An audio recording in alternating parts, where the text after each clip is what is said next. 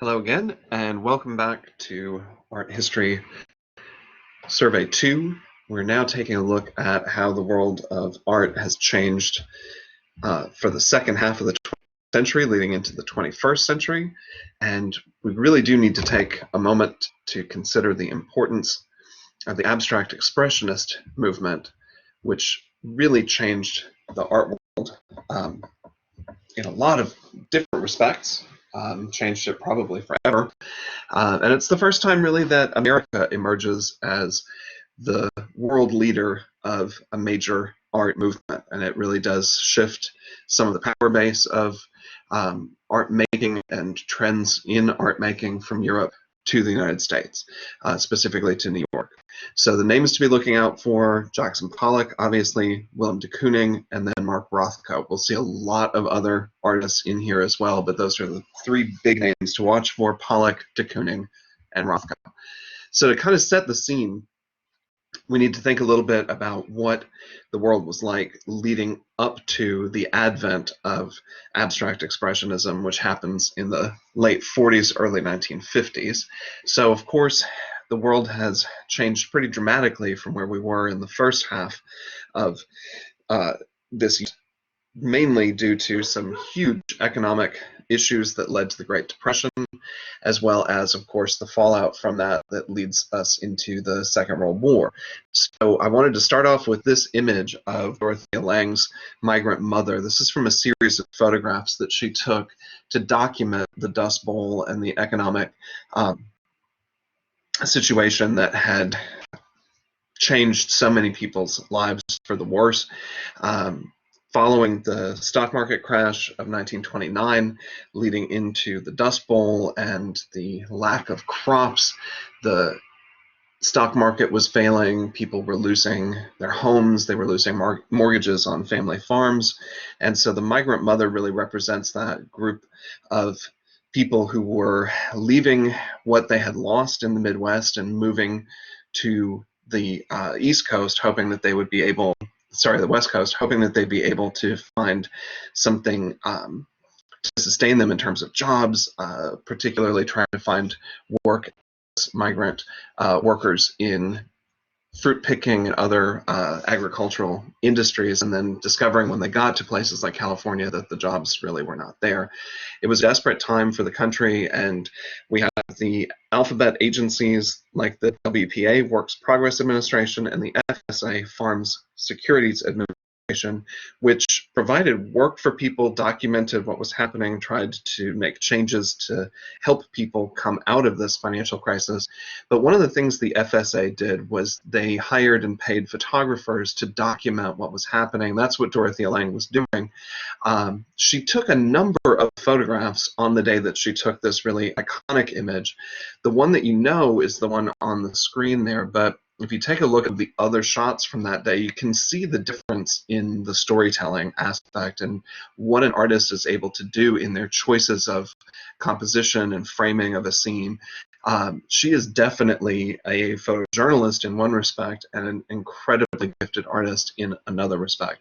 The woman that you see here is cradling one child. She has two other children with her. The third child in the photograph at the bottom left you don't see in the main image, nor do you see her son or her male partner, who have left them there in order to try to find work / money / help to repair their vehicle, which is broken down on the side of the road. So they have spent the entire morning leading up to this photograph being taken quite by chance, in a way, literally throwing rocks at birds flying by to try to have something for the family to eat. This is how desperate the situation really was. I think it's hard for us to think about. It's hard for us to look at. It's hard for us to imagine what life was like for people at this point. But we can also think about how the jobs that were created through some of the alphabet agencies really did help people to get aid to those who needed it, to provide work for those who were able as well.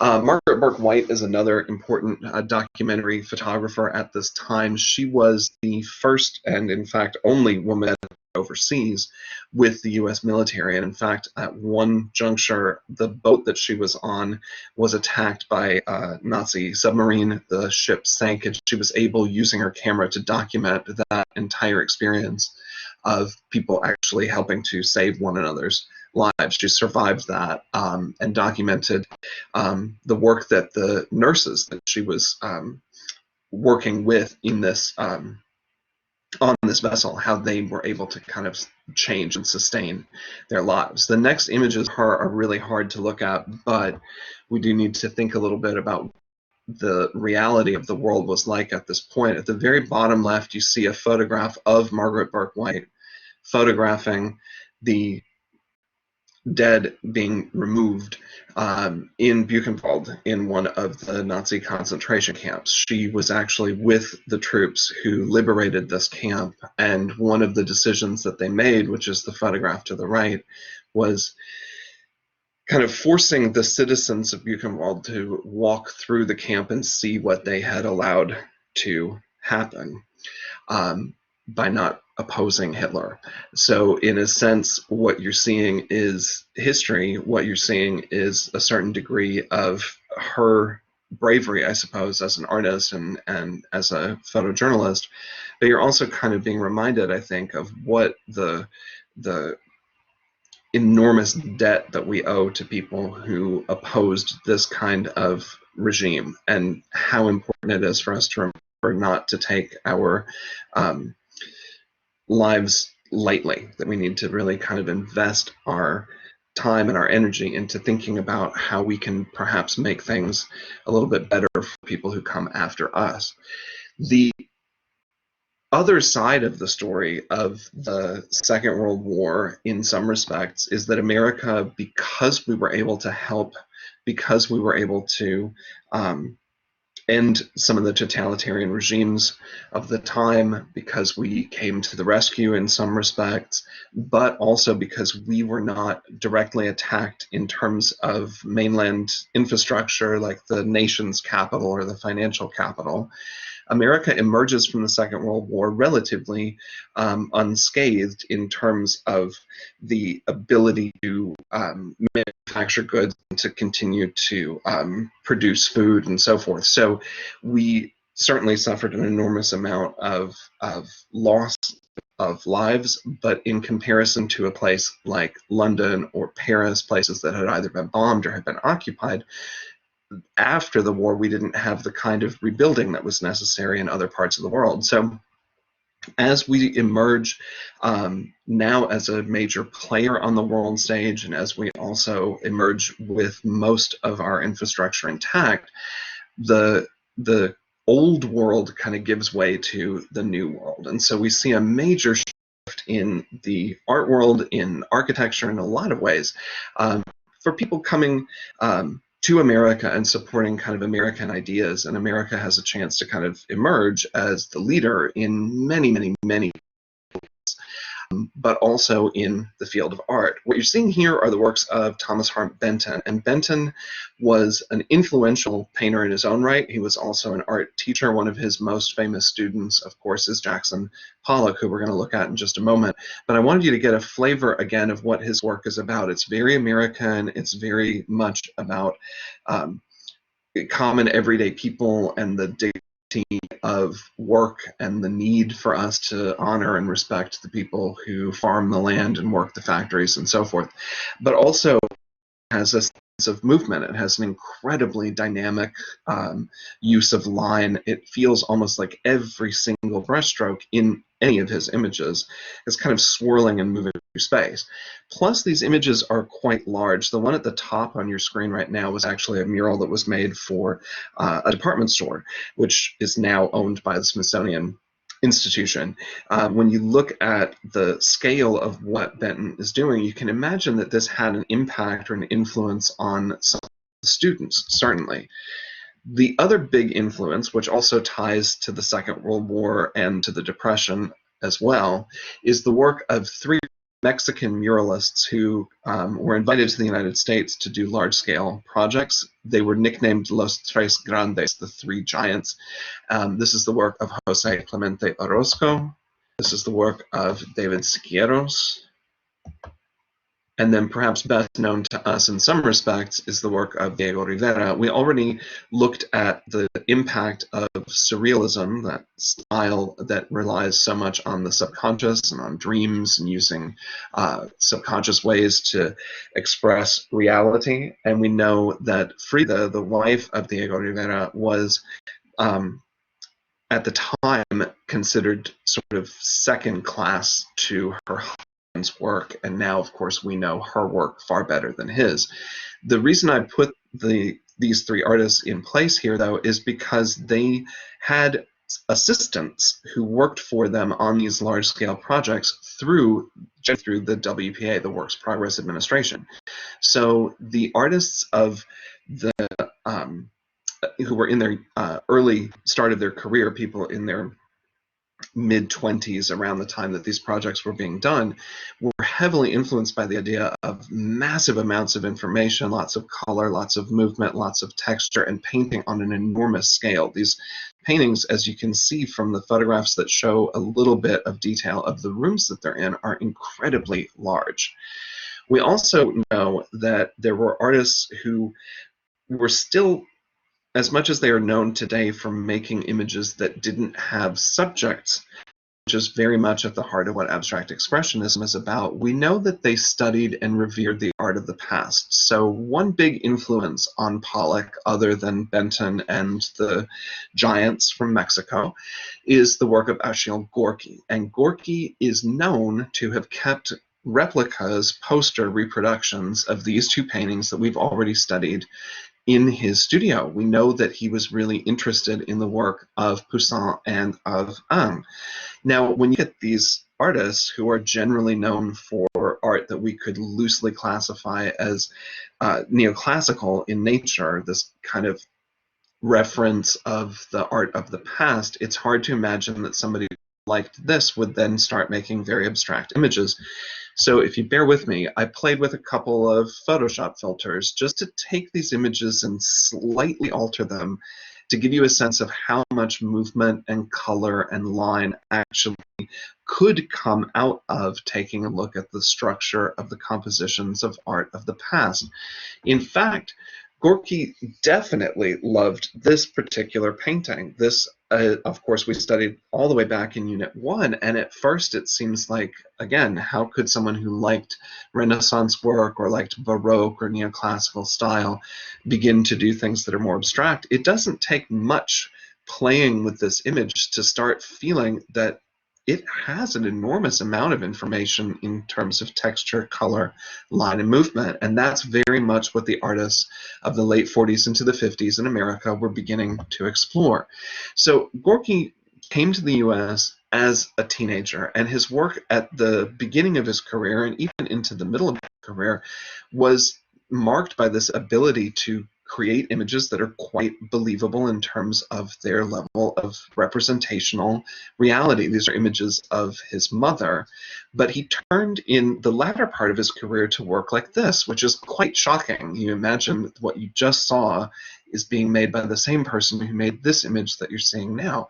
But if you think back to what we studied about Kandinsky in the Der Blaue Reiter movement, the idea of these kind of automatic strokes and marks and the issues of going into sort of a subconscious exploration of yourself to create images to make paintings about, you can kind of see a connection between what Gorky's doing and what Kandinsky had done earlier. I also think it's interesting that this particular painting is called Apron Strings because, of course, we associate being tied to the mother's apron strings as the son's relationship to the mother. So this painting, even though it doesn't have objective reality, still very much is about the same issues that we saw in his earlier pieces. This is a photograph from Life magazine from 1951, and this is the moment really when the abstract expressionists have become so influential that they are actually now getting into the popular media. People were interested in what they were doing and wanted to know about them. It's hard to imagine that in some ways in today's culture in 2020, but most people, I think even people who don't like art, have at least a vague idea of who Banksy is and what Banksy does, if you can imagine the amount of energy that we spend looking at and being interested in the lives of celebrities and reality TV stars, those are the people who are in our magazines right now. In 1951, at least for a few articles, these were people that other everyday common American people were interested in learning more about. The majority of the people in this photograph, you'll see some examples of their work today. The most significant one, perhaps, is the blue dot. There's Jackson Pollock. He's also the only one of the men who's not wearing a tie and is smoking throughout the whole interview and photo op. But you can see a variety of others who you will see some of their work in just a moment being profiled by this major publication. It's interesting to think about Thomas Hart Benton and his connection to Jackson Pollock, but it's also important to think about his connection to the entire Pollack family. Jackson Pollock is one of 4 brothers. I think he had 5 siblings altogether, and several of the brothers studied art. The most successful, other than Jackson Pollock, was Charles Pollock, and that's who you see here. If you like representation, if you like storytelling, if you like things that look like the things they're meant to be, Charles Pollock's work will definitely appeal to you. It is a little bit repetitive, though, or imitative of the style that Thomas Hart was known for. And as his career changed, Charles Pollock began to explore more abstraction, and that's what you see here in this piece from the early 1960s. It's kind of a surprising juxtaposition from where he began his career to where it goes later in his life. The images that you see at the top right are drawings and watercolors by Charles Pollock, the eldest of the Pollock brothers. They're portraits of one of his younger brothers and his wife, who actually were the people that Jackson Pollock was living with when he finally made the decision to move from Wyoming to New York to study art. And so Jackson Pollock by 1931 is taking classes with Thomas Hart Benton. He's involved with the Works Progress Administration by 1935, and he and his brother both worked alongside Siqueiros on one of his mural projects. So we have all this kind of rich influence from Benton and the Condes and this opportunity to paint on a huge scale. In 1936, at the bottom right of the screen right there, you can see a photograph of one of the murals that the brothers actually took a road trip to go to see, to study from. So really, he's on the verge of becoming the leader of a new style, a new movement in art by the early 1940s. Certainly the thing that really makes his career, what makes him the most successful, is his relationship with Peggy Guggenheim. Peggy Guggenheim was an heiress who used her fortune to open a gallery that she called the Art of This Century, and she offered Jackson Pollock a solo show there. Kind of unprecedented for an artist of his age. The work was well received by critics. It was discussed. People were shocked by it because these were paintings without subjects, paintings that had this strange abstract quality of movement in them, but did not necessarily look like reality itself. There were a lot of articles written, but there were no sales. So bizarrely enough, one of the aspects of the contract for the exhibition was that Peggy Guggenheim would outright own any work that was not sold during the exhibition. And so Pollock kind of became indebted to her in a sense. She was able, as his fame began to grow, she was able to sell his work, and then they sort of had a financial relationship from that end of things. But for a while, he was kind of dependent on jobs through his gallery director, through his patron. In 1944, she gave him a commission to create a mural in her home, which was the piece that you see here on the screen. And then solo show after solo show. By 1946, she's given him 3 shows at her Art of This Century gallery.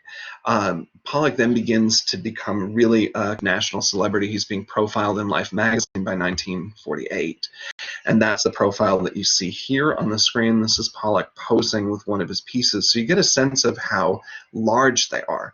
The photographs that you see surrounding the page here include shots of him working in his studio. This is his wife, Lee Krasner, in the background. And you can see Pollock's working on the ground. The paint is very, very liquid. He thins it down. He's using very liquid paint, and he's dipping brushes, sticks, and all kinds of other materials into the paint, and then dripping the paint, flinging it, kind of throwing it onto the canvas. You notice in these shots, these are stills from a movie of him working. It almost looks like he's dancing in the way that his legs are posed. You can kind of get a sense of crossing one foot over the other to be able to move quickly around in a large surface. So it's kind of hard to imagine that this kind of painting would appeal to American audiences. And as you think about it, it isn't a painting of a subject, it's a painting of colors, lines, and movements. So what I always suggest to people when you're looking at a Pollock is pick one color, one movement of color across the canvas, follow that, pick another, and follow that, and then you suddenly realize that what you're actually looking at is not a painting of a thing in a representative way, it's a painting of the experience of making that thing. And Pollock called his style action painting for that very reason. It was later that the term abstract expressionism was attached to what he was doing. Now, Pollock, very much like his brother Charles, painted believable, quote-unquote, realistic images like the one you see at the top left, which is a very competent, very traditional, in comparison to what you just saw, a rather traditional landscape. And I've paired it up with a painting there by our old friend Monet. And the reason I did this is because Monet's painting to us now, in comparison to Pollock's drips and blobs, Monet's feels very observed. It feels like he's painting the real world the way it really looks. So I wanted to just think a little bit about these two artists and what they were really contributing to how art changed. If you think about it, the work of Monet is not super detailed. It's blobs of color that our eyes kind of recombine and fill in missing details. And in a way, that's what Pollock does as well. Pollock said this, which I think is really quite a fascinating statement. If people would just look at paintings, I don't think they would have any trouble enjoying them. It's like looking at a bed of flowers. You don't tear your hair out over what it means. If you think about it, if you're driving on the highway and you pass an embankment of wildflowers like we have on North Carolina highways, you can't pick out each individual flower or petal or leaf, but you get the impression of the movement of those colors. And it's beautiful to you for the few seconds that you pass by. Pollock is saying something very similar to what Picasso said. Picasso said, everyone wants to understand painting. Why don't we try to understand birds singing? People love the night, a flower, everything that surrounds them without trying to understand them. But if it's a painting, we have to understand. So I thought it'd be kind of interesting to pair up a section of a Monet with a section of a Pollock. That's just a small part of the painting you just saw at the top right. And here's another Jackson Pollock detail beside it. There's not a whole lot of difference when you get up close to the surface. It's just text and movements of color. The big difference with the artists of the abstract expressionist movement is that for a lot of them, they abandoned outright representational images. So if you kind of take some of the looseness of brushwork that the Impressionists gave us, add in the emotionalism of the expressionists like the Fauves, add in the abstraction of movements like Der Blaue Reiter, add in some of the seeking out your inner impulses from the Surrealist movement, you can kind of see where abstract expressionism might come from. When you add in that the artists who did this were workers who helped create large-scale murals and who studied under artists who emphasized movement in their own compositions, it's kind of a perfect recipe for making something new happen in art. So again, Pollock at the beginning of his career is doing things in a more conventional way. The ones to know for the test include this one, number 1, 1950, subtitled Lavender Mist. It is not a painting of a subject. It's a painting of lines, colors, and movement. And a lot of times students will say to me, I don't get it. What is it a painting of? I don't understand it. Or my personal favorite, well, anybody could do that. I actually have assigned trying to make a painting like Jackson Pollock as an assignment in Art Appreciation. It's kind of funny to see the paintings that people come up with because they're really not that interesting to look at. It's a lot harder to make a Pollock painting than you might think that it is. It's also interesting to think that children don't kind of naturally gravitate toward doing this. A lot of people say things like, oh, well, my kid could do that. There's a difference between could and did.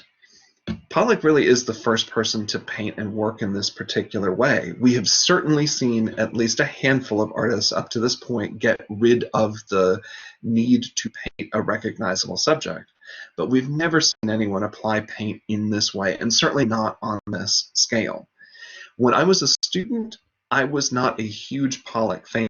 As I learned more about him, as I aged as an artist, I became more and more enamored of his approach and his way of thinking about what he was doing.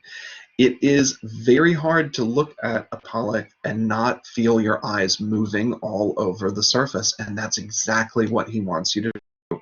He's not hiding symbols. He's not hiding a story. He's giving you the closest thing he can to the experience of what it was like to make the painting by allowing you to sort of trace the lines and movements with your eyes across that surface. In a way, even though this painting is now over 50 years old, it feels as though it was just made and just recently walked away from. The other argument that I often get from people about how much they don't get it and don't like it is that it's too easy to do. It's hard to paint on a scale this large. 155 inches is well over 10 feet of width. Sustaining this kind of energy and movement is very, very difficult. With this painting in particular, this one's called Convergence. Try picking out just one color.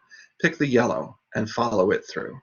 Then the red, then the blue, then the black, then the white. You absolutely have to feel the motion, and that's really all the painting's about. I could try to spin out some big story about how, let's pick one, this big black sort of circular area that has a little whitish blob.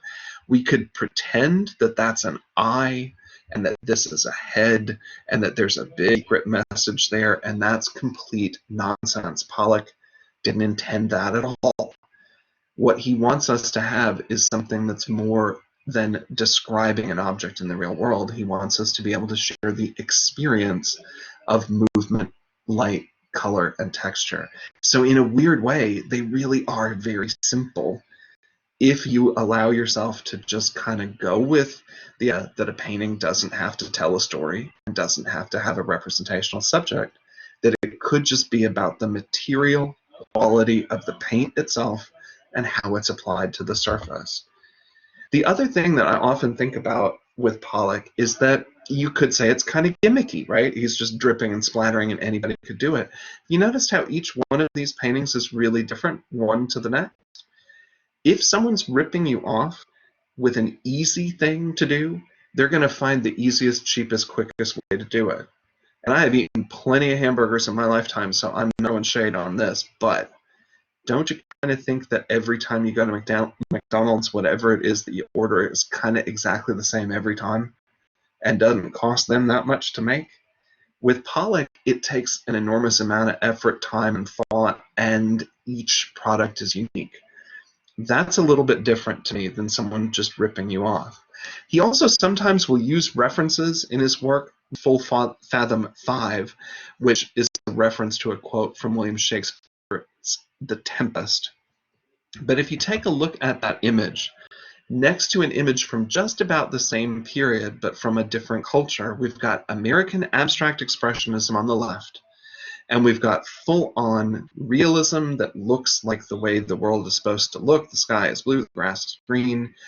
And it's a fully propagandistic image that makes it look like children were just in love with Joseph Stalin. That's horrifying in a way. If you don't like Pollock, that's fine. But guess what? You live in a world, or in a culture at least, in a society in which you have the freedom to think for yourself and to draw your conclusions. That's not a world that Stalin would have approved of, I don't think. So even if it's not to your taste, you kind of have to respect the idea of having those options there in terms of what art can be. We have looked at a lot of art that looks exactly like the way things are supposed to look in the real world for hundreds and hundreds and hundreds of years, it feels like. When you look at Pollock, at least you're looking at something that's new, that's different. I'm old enough to remember a time when rap was not a category for major awards at shows like the Grammys. We weren't really sure what to do with it at first. And a lot of people said it wasn't music because it didn't have instruments. It was just rhythm, rhyme, and I guess occasional swearing, right? But when you think about diversity of what different types and styles of rap there are and what different artists have contributed to us through that musical form, you can see how, yeah, it isn't everybody's favorite thing, but man, is it dynamic. Try to approach that same thought process here to the works of the abstract expressionists. One other major player in the story here is the critic Clement Greenberg. Clement Greenberg wrote some really influential essays and articles that supported Jackson Pollock and this movement away from representation and into abstraction. So between Peggy Keim and Clement Greenberg and Pollock, we have the birth of a brand new American movement. This is a fairly recognizable, realistic image by Willem de Kooning, the other big star of this movement. He's an immigrant to the United States, and his earlier work definitely showed that he could draw and paint in a way that feels very similar to some of the emotional, expressive work that we saw in the symbolist movement from an artist, say, like Edvard Munch. He moves into the abstract expressionist style, but almost always maintained a little bit of a connection to representational images. This ad from a magazine advertising how great it is to smoke, which is kind of bizarre in today's world, but this right here where the mouse is, that section of the ad is telling you how much Camel cigarettes please your T-zone. And if you look here, you can see that same shape has been cut and pasted into this collage and painting by de Kooning. So his work is a hybrid of marks and shapes that come from the real world, but altered in a way that feels really quite different even from what someone like Picasso was able to do. So the de Kooning to know from the textbook, to know for the test, is Woman 1, which he worked on, off and on, made changes to, from 1950 until 1952. Now, it's not as if that's the only painting he worked on in that time, but think about how many changes over the course of 2 years. Think about how many layers of paint you're seeing. Look at how liquid the paint is. The bottom right corner is a great place to see how the paint is so thin it's running off in certain sections.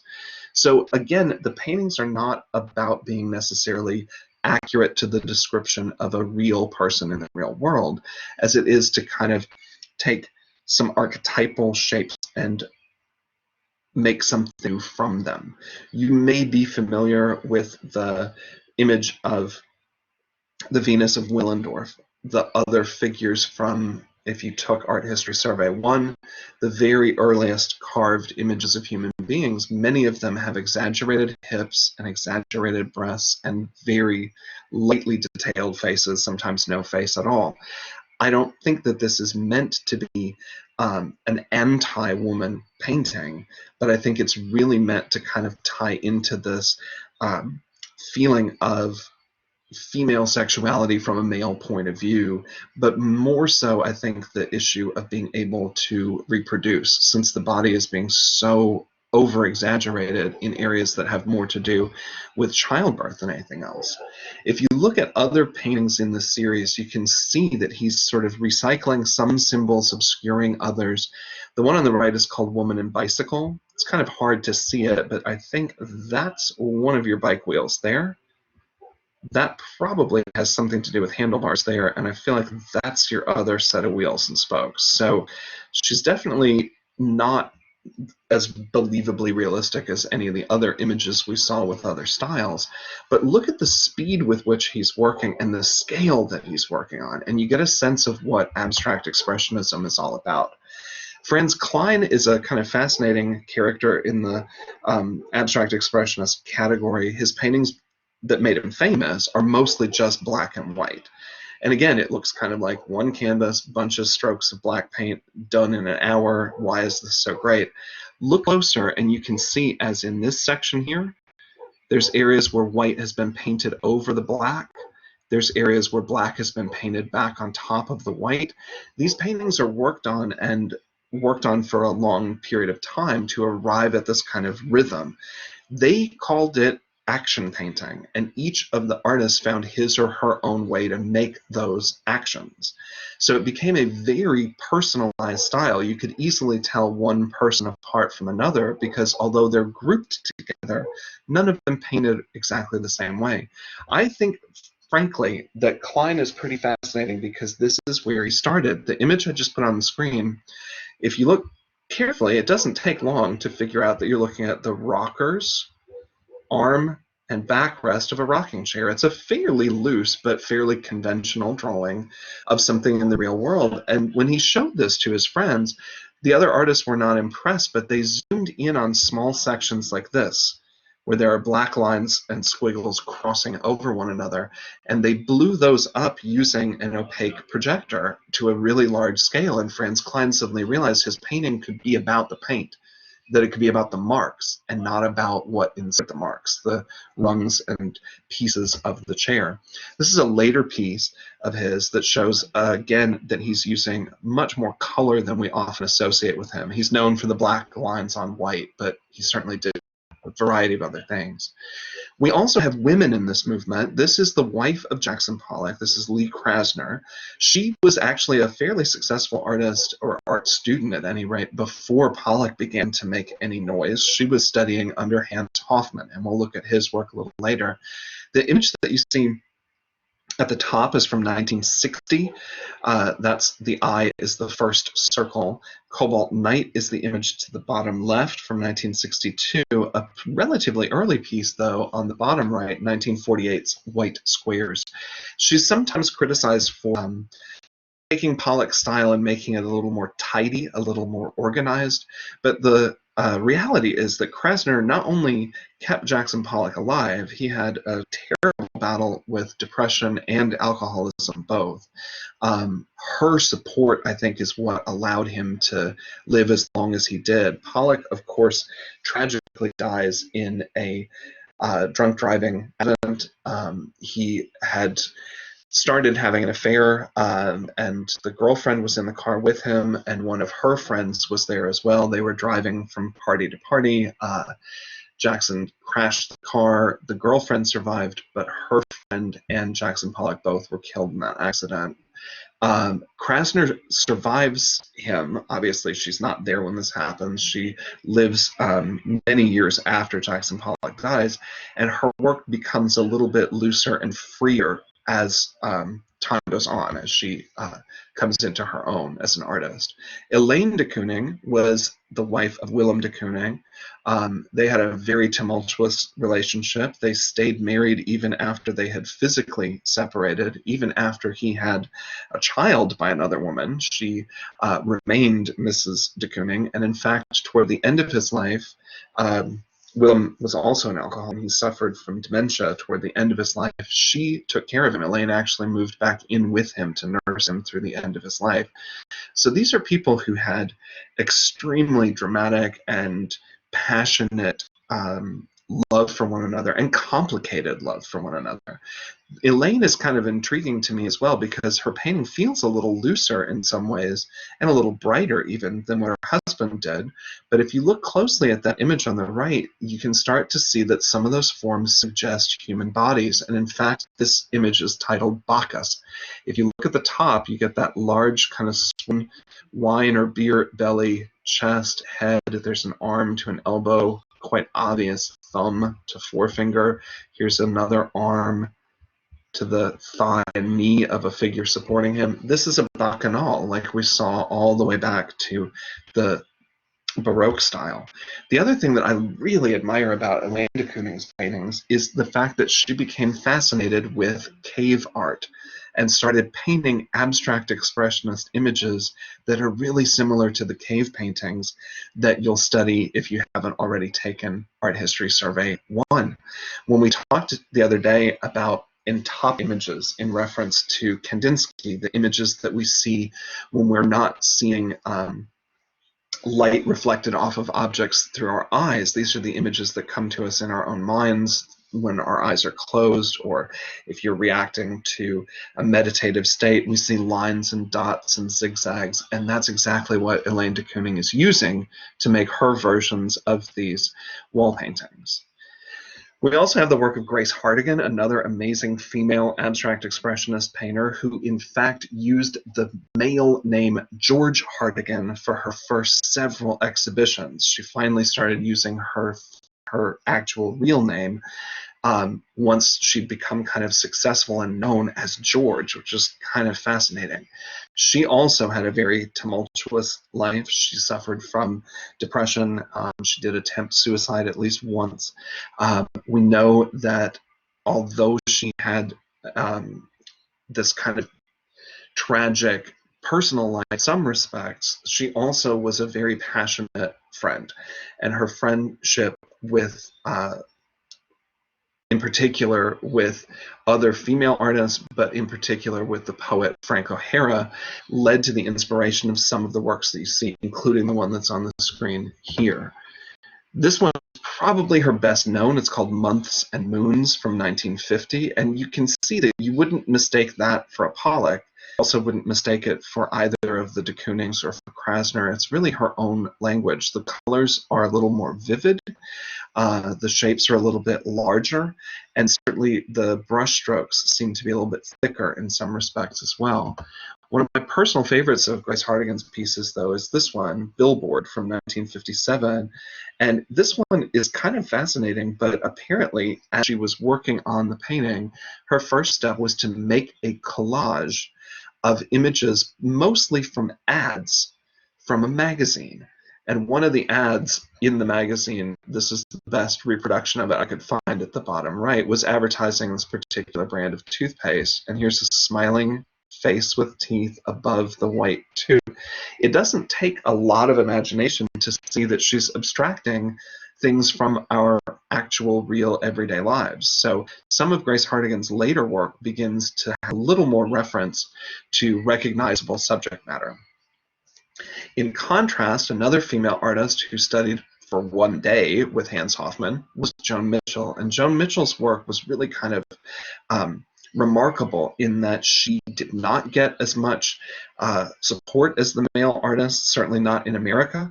So in order to have the career that she wanted, she actually moves to France and sets up her career there. And so she actually lived until 1992 in France and really made a remarkable series of paintings in the abstract expressionist style. One of the things that she's known for, this is the piece everyone always shows of hers, Hemlock. They are references to plants most of the time. But instead of painting on site the way an impressionist painter would do, she was known for taking long walks and then going back to the studio and painting in response to her experience. So they're still based on direct communication of experience of being human in the real world. Take a look at the difference in the color palette even here. On the left is an image from 1962, on the right an image from 1989. You can really feel the changes in her style over time. This one is very close to the end of her life. It's one of my personal favorites in a way. It's called Sunflowers. And there's very little yellow in there at all, but the shapes do kind of evoke, and the textures certainly evoke the surface of sunflowers themselves and the vibrancy of it as well. It's a really kind of interesting piece. My personal favorite of the female abstract expressionists is Helen Frankenthaler. Helen Frankenthaler probably should be as important to us as Jackson Pollock. If Pollock invented the drip, then Frankenthaler invented stain painting. And she, in fact, you can see it here, thinned the paint out. This is actually oil paint, believe it or not, thinned with so much oil that it almost looks like watercolor. And she stains the canvas generally by pouring it. So eventually, Frankenthaler, you see her pouring paint there, began to use acrylics, these liquid plastic polymer paints, which would retain their vibrancy, but because there's no oil content, they wouldn't damage the raw canvas. They wouldn't seep in the way the oil from, I don't know, from French fries will seep into the bag as you pull away from a drive-through. That's what oil in oil paint does to raw canvas. And here you see her transitioning into these bright, vivid acrylic colors. So she definitely is an artist with, I think, an underrated reputation that is changing now. Art historians are giving her much more due. She also, I think, is kind of fascinating in her reference to art of the past. The image at the top might just pass by as some blobs. When you see it paired up with the painting that inspired it, you can really see a meticulous approach to reinterpreting the image that was created on the right, Edouard Manet. So we are looking at this reference to the artist who inspired Impressionism, now inspiring yet another radical change in art, abstract Expressionism. Hans Hoffman, again, an immigrant to this country, these are some of his really best known pieces. He was really known for these bright, vibrant geometric shapes, compositions generally not symmetrical, where your eye feels as though it's seeing planes floating in space, one on top of another. Hoffman was a really influential teacher. When he arrived in this country, he was able successfully to hold classes in Cape Cod in New York City, and among his most successful students are artists including Krasner. My own grandfather, in fact, studied briefly at the Hoffman School in New York and made a series of somewhat similar paintings that are somewhere between Cubism and abstract expressionism. So as much as it may seem kind of odd to us today, the artists who were doing these kind of radical things, both in Europe and then as they came to America, and as American artists began to absorb those ideas and play with and change them into their own style, the art world changed a lot. We also have to remember that we started off this section with photographers. The camera is there to record exactly what the real world looks like. We've had a style called realism that is designed to replicate what the real world looks like. We've been celebrating this idea of art that is reviving the proportions and interest in anatomy that we saw in ancient Greece. We did that through the Renaissance, through the Baroque. It slipped a little bit, I suppose, in the Rococo and came crashing back in the Neoclassical, and then we had this absolute adherence to realism. For the first 4,500 years that we looked at art in this class alone, we've been looking at people making art that looks the way things are supposed to look. And now artists are starting to be free to do something really different. Again, it may not be to your personal taste, but if you go with it and allow an artist to kind of take you to a different place, it can be a really good experience. This is the work of Mark Rothko. He is classified as an abstract expressionist, but his work is really centered in a subcategory called color field. Rather than big drips or very many separated brush marks like we saw with Joan Mitchell, we see kind of layers of paint, one on top of the other, scrubbed on with individual separations of brushstrokes. What you're starting to feel, I think, when you see these is that they do somehow weirdly reference landscape. If the title of the one to the right was Sunset Over Water, you might automatically believe that, but in fact the painting's called Orange, Yellow, Blue. They're not meant to be representational things. And when I was a student, again, I thought Pollack was a little gimmicky, and at a time I kind of thought this was gimmicky as well, until I saw them in person. Rothko painted on a really large scale. These paintings are well in excess of 5 feet in height, so they're bigger than your body. And when you see them in the way he wanted them shown in dimly lit galleries with spotlights on them, they really do feel as if you're looking into deep, deep, deep space. It's a strangely transformative experience to stand in front of one. This is the one to know for the test, easiest title to know for the test, Untitled from 1963. Most of these are oil paintings.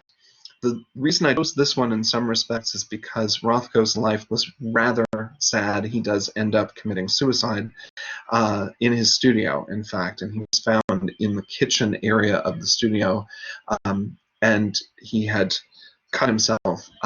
The blood had sort of filled the floor of that section of the studio, so that a large reddish rectangle kind of became the end of his life as well. It's kind of an odd thing to think about these abstract shapes as being related in some ways to the biography of an artist. I just wanted to back up and show an earlier Rothko that feels a little more like a Cubist painting maybe, or a Der Blaue Reiter painting, but notice that it's broken into 3 bands of different color. He really became known for that type of work, and toward the end of his career, paintings that had more somber, singular colors with very slight variations. This chapel where these paintings are located is in Texas, in Houston, and it is a non-denominational spiritual space. Anyone can go there. You can practice whatever religion, no religion. It could be a space to meditate or a space to pray. But the idea is that the surface of the paintings allows you to kind of feel as though you're looking into a really deeply infinite space. It's almost like you're looking into space at night. It's kind of a remarkable achievement. Abstract Expressionism.